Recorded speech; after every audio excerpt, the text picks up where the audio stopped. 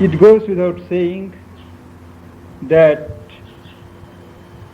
for the perfection which we seek to be possible, there has to be a complete reversal of the relation which governs the movements of our life, the relation of our soul with mind, life and body. At present, as a rule, the king is subject to his ministers. The soul is involved and has to be subject to mind, life and body, which are supposed to be the soul's instruments. But the soul is far behind, and the little bit of soul that is active in our mind, life and body, it has to subscribe to the rules, to the laws of these principles of being. This has to be changed. The soul has to assert itself, and we must educate ourselves in such a way that the soul can exert its will, find its expression, and act through the mind, through the life force, and through the body. This is a complete change and a reversal of what is going on all along in the evolution of nature. The existing powers have to be dethroned, and the veiled monarch to be brought out and restored to the position which is his due. The first step towards this end is to find our true being. Normally, we mistake our ego self to be our true being. But the true being is our higher Purusha, not the lower Purusha, who is identified with the ego, who is involved and lost in the rounds of nature. And the ego itself is not a Purusha, is not a being. Only yesterday, I believe, we were discussing in Life Divine that the ego is not a being. The death of ego does not mean the death of individuality. Ego is different, the being is different.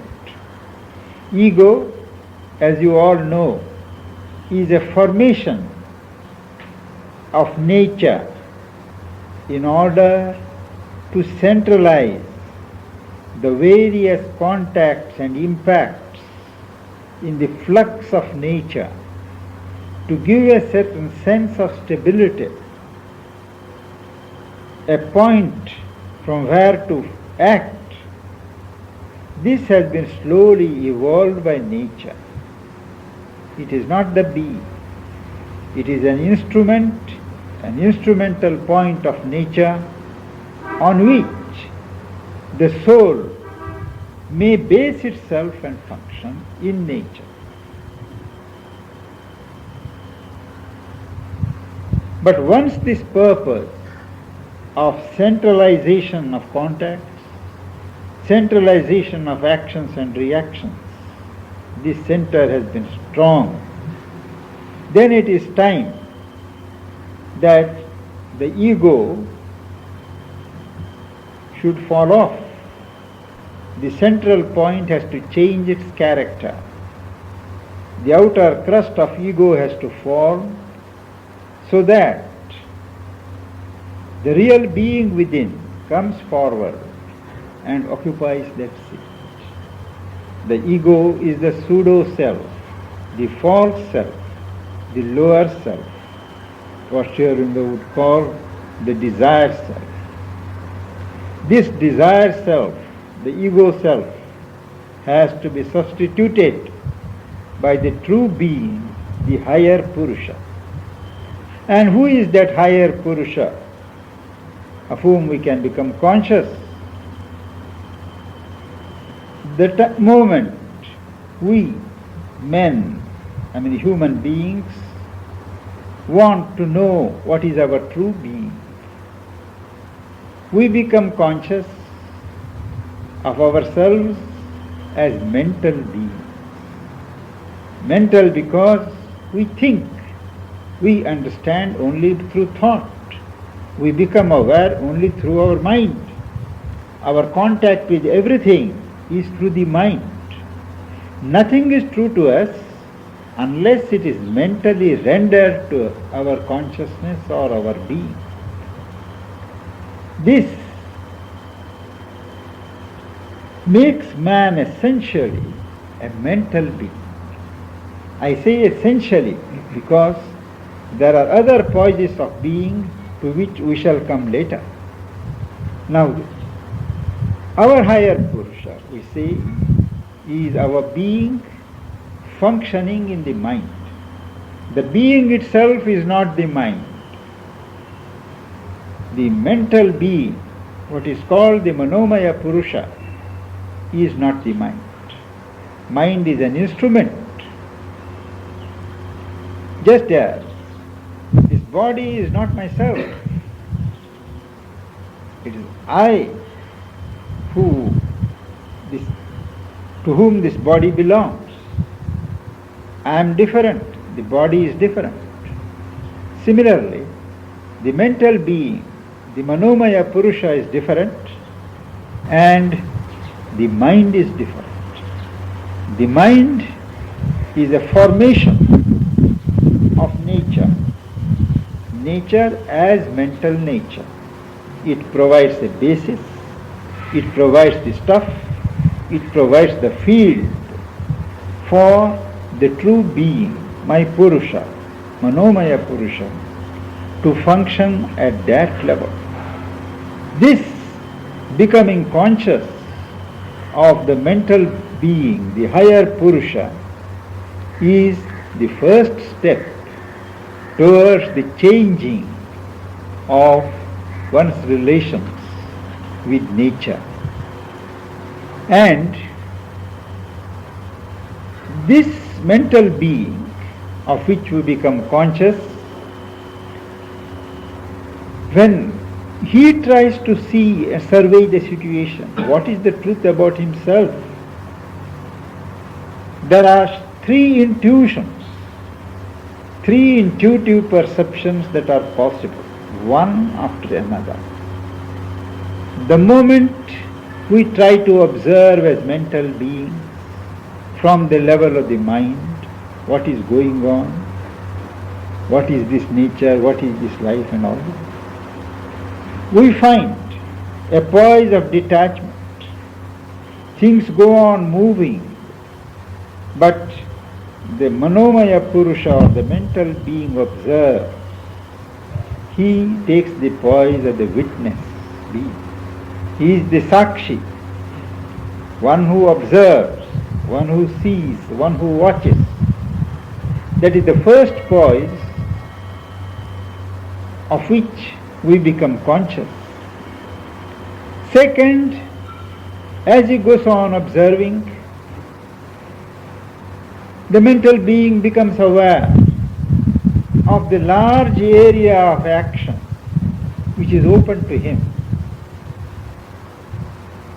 which is greater and vaster than the normal physical range to which one limits himself when one is not awakened. He sees that the range open to him for work, for movement, is larger than the normal physical range. This is the second perception. And third is that he is not limited only to the body, to the life action, or even to the process of thinking. He becomes aware of a higher dimension or a depth which is spiritual, which adds a new element.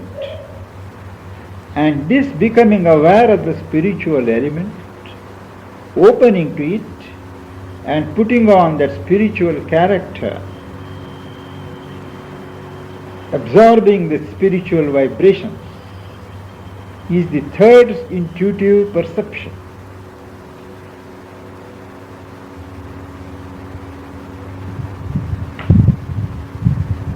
These are successive steps which are normally experienced by one who tries to observe himself.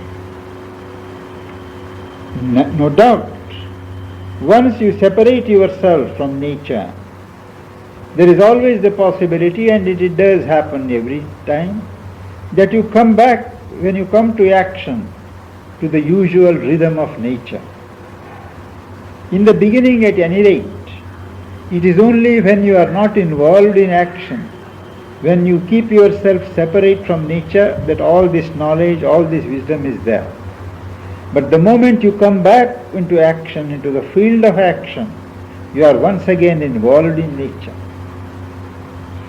You would ask, is there no difference? Sri Aurobindo says, certainly there is.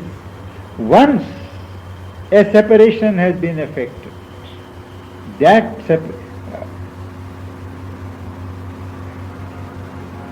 experience makes a radical difference in the rest of the life. One always knows, even when fully involved, again thrust into it, that this is not my true position. One always remembers that freedom of separation, that transcendence over involvement, and there is always an attempt, conscious or half-conscious or subconscious, to swing back to that poise in which one is away from nature. And this experience, repeated again and again, consciously dug in, creates new grooves by which the mental being learns to hold itself separate from involvement in nature. We spoke of the experience of the being, the true Purusha in the mind. It is also possible to feel that being as poised, as organized in the life plane, as in the mental plane, as in the mind, so in the life. One feels that all the energies of life are flowing from one can direct them, one runs with them, one doesn't think so much. It is not thought that appears important, but it is the dynamic force of life with which one is completely identified and lost. Here also, it is possible for the Purusha, for the being, to withdraw, to separate himself from the current of life force and act as a witness, then assume control, and then enlarge his sphere. Third, it is equally possible for the higher Purusha to feel his poise in the physical body. One feels that this body is myself. There is a great control over the body. Everything is involved in the body. And this is called the Annamaya Purusha. The being poised in mind is the Manomaya Purusha. Poised in the life force, the Pranamaya. And one poised in the body, the physical body, the material sheath, is the Annamaya Purusha. So whichever the Purusha, whichever the poise in which you awake to your true being, the necessity is to draw back, to create a separation initially between that nature and that being, corresponding being. Once the separation is achieved, confirmed, then one has to assume mastery. Once the mastery is established, thereafter a direction in a new swing of movement, training the nature to function differently. That is the next step.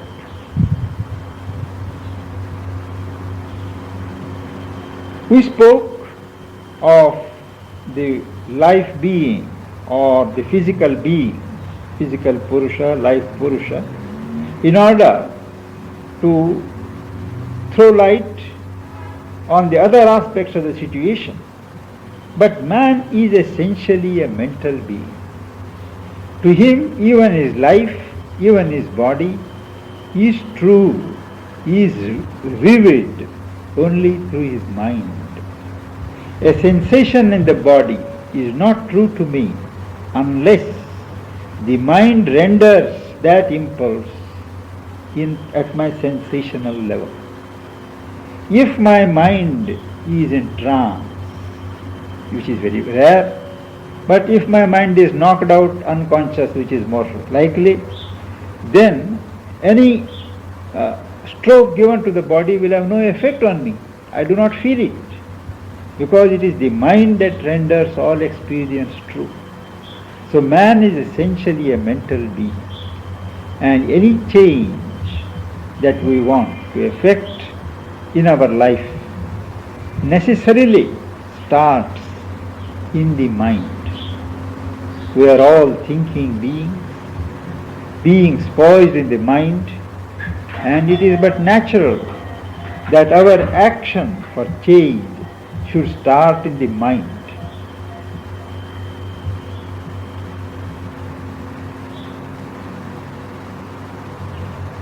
And there are two ways in which the mind sets about this work of self-perfection. First step, as I said, is to withdraw from nature, hold back. Now, as you withdraw, there are two possibilities. One is to completely disengage yourself from nature, refuse to give sanction to nature, and in this process bring about a stop to the whole business. This is the Sankhyan position which we discussed last week, I believe, in our class on the essays in the Gita. That is one way. Second is, as one awakens to the inner realities, moving away as one does from external preoccupations and involvements, the vision widens. A larger consciousness, a wider being, sucks into it our in-looking mental being. The mental being loses interest without attempting to do so, and gets more and more absorbed in its own inner self. That way also there is a departure from nature. One is a complete cessation not only from involvement in nature, but from its own existence as a conscious Purusha in the world. The second is a kind of immersion in a higher reality. But these don't solve the problem. The problem is one of perfection. Our goal is not to withdraw from nature, leave nature to itself, and either end our lives as self-wrapped souls or souls merged in the Leela of Brahman, but to communicate the knowledge, the consciousness gained to the outer being, to remold and reshape external nature in terms of the inner gains. And that takes us to the next step. Once the separation having been effected, thereafter, how to acquire mastery over nature in order to perfect it. That's a larger subject which we shall take up next time.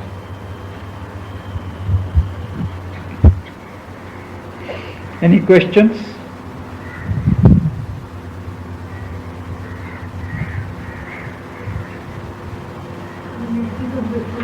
Given the function for the cessation and the beginning of the nature, what is that, how does that relate to the soul itself determining?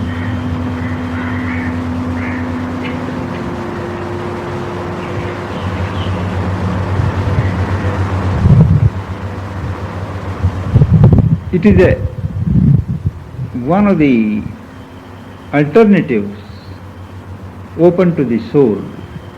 Each soul is given freedom of choice by the divine, whether it will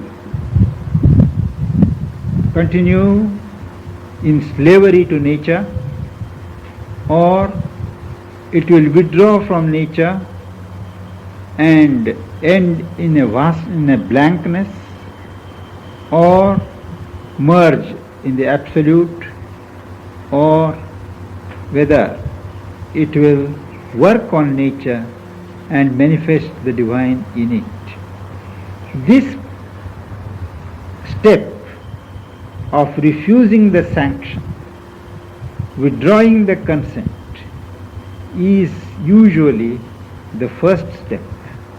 Whatever your goal, the first step has to be that. Because 90% of our movements of nature are of ignorance. 90%.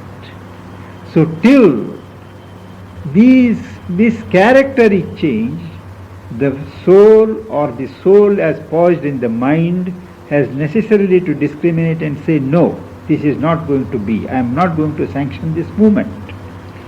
By this persistent practice, nature loses its impulse to turn in those old grooves, and slowly you learn to function in such a way that part of nature goes in the right direction, part in the wrong. Thereafter, you allow the right movements but withhold the sanction for the wrong movements. So this is a constantly changing process. But the withholding of sanction is for movements of ignorance, for movements that tie you down. Philosophically, according to the Sankhyas, even if it is a right movement, you have to deny your sanction. Because the fact that nature is a movement itself is wrong, they say, is antagonistic to the bliss of the soul. But that is a theoretical position which need not bother us. You just said now that the soul has the choice, the alternative between merging and between mastery, which is exactly what I understood not only by this chapter but many other things in Sri Aurobindo. Then, in relation to that, the passage in Savitri, which we were reading a few days ago, where he's traveling on the seas.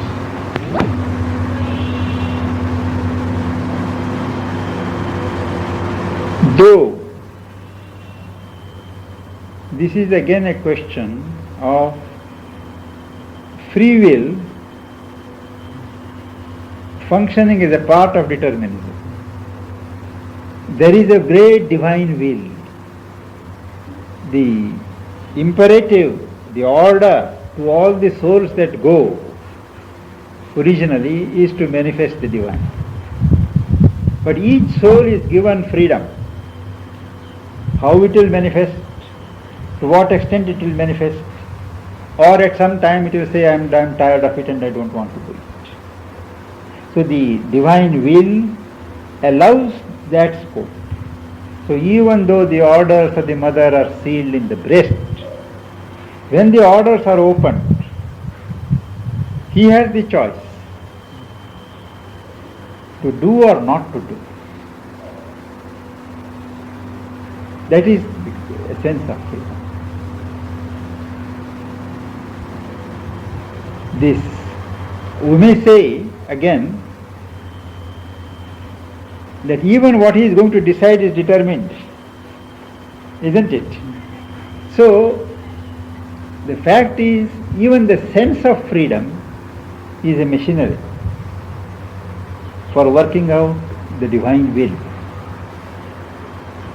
To put it in common sense, provision is made in the divine scheme for tired souls to drop off.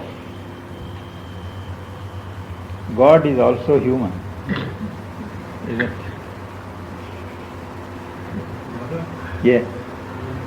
what is this, what they call in India, the left-hand path, where you keep the old rules to work them out?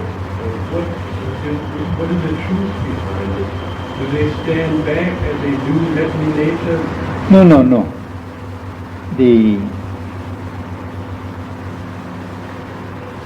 The term left-hand path and the right-hand path, it has many connotations.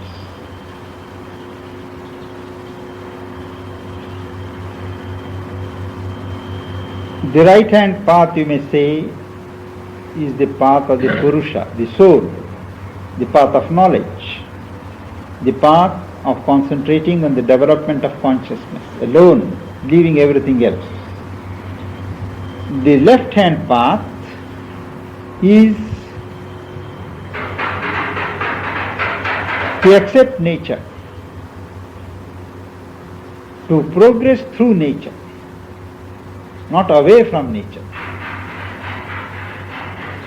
Whatever is supposed to obstruct your progress, you take hold of it, subject it to the process of purification, orientation, and force it to yield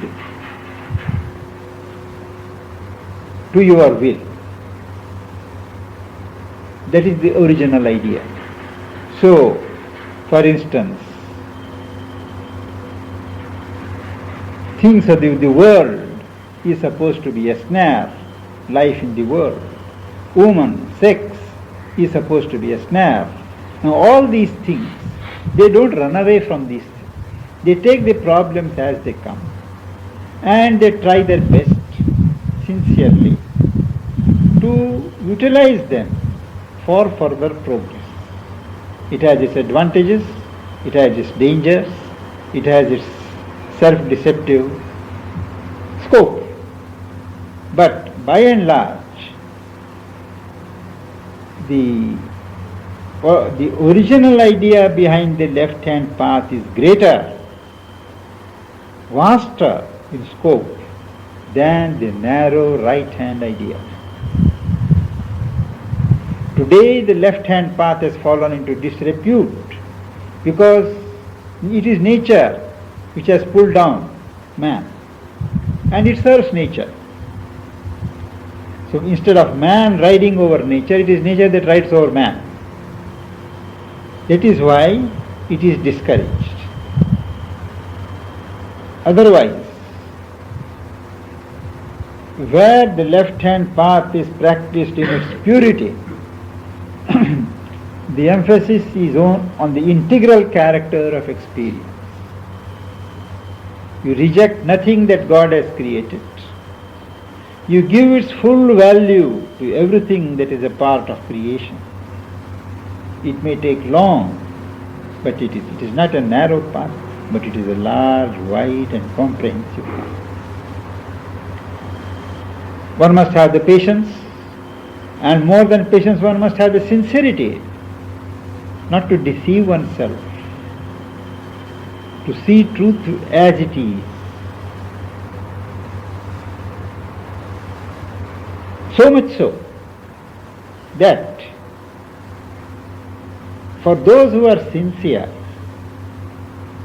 even in sex experience, they have said that the quality of delight shows whether one is sincere or insincere to the path. If it is gross, if it brings down your consciousness, if it clouds your being, if it brings you an inch nearer the animal, it has failed.